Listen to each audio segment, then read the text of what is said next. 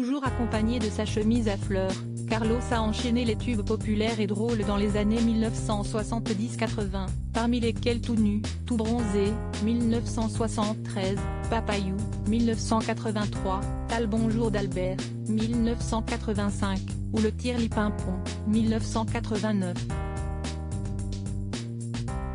Mais le 17 janvier 2008, soit il y a 15 ans jour pour jour, sa sœur Catherine Dolto-Tolić annonçait son décès au journal Le Monde, alors qu'il n'avait que 64 ans.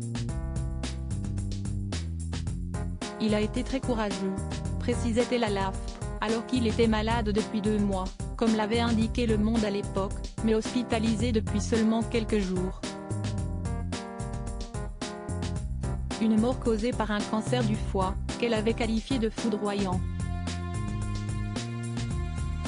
Cette disparition avait également beaucoup attristé Sylvie Vartan, pour qui il était devenu assistant dans les années 1960 avant de chanter avec elle sur le titre 2 minutes 35 de Bonheur. Carlos n'était pas seulement un ami, c'était mon grand frère. C'était un ami merveilleux, toujours gai, joyeux, avait-elle déclaré après sa mort. Johnny Hallyday, qui avait été à l'origine de la rencontre des deux artistes, avait également eu une pensée pour le chanteur. Il avait notamment confié qu'il perdait son frère, son confident et son meilleur ami.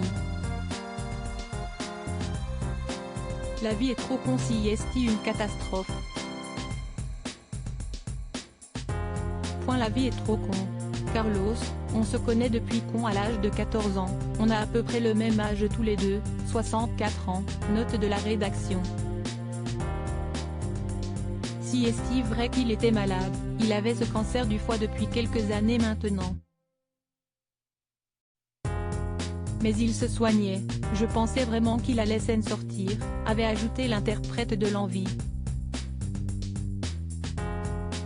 A noter que Carlos repose désormais dans le caveau familial au cimetière de Bourg-la-Reine, en région parisienne. Pour rappel, Carlos, de son vrai nom Ivan Chrysostome Dolto, est né le 20 février 1943 d'une mère spécialiste réputée de psychologie des enfants, la célèbre Françoise Dolto, et d'un père émigré russe et professeur de kinésithérapie.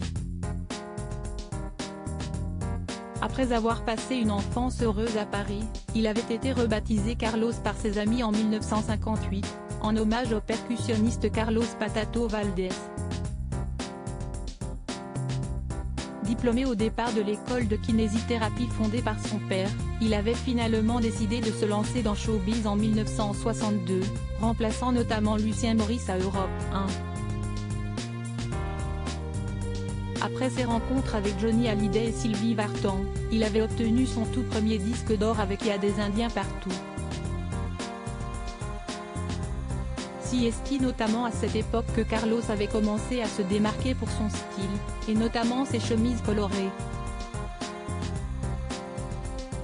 En 1973, il avait enregistré le premier album concept français, Une journée de Monsieur Chose, avec des invités de prestige comme Joe Dassin, Alice Donna et Joël du groupe Il était une fois.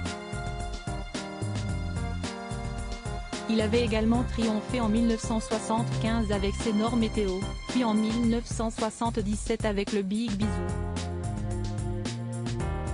L'année suivante, il avait interprété Rosalie, déguisée en doudou.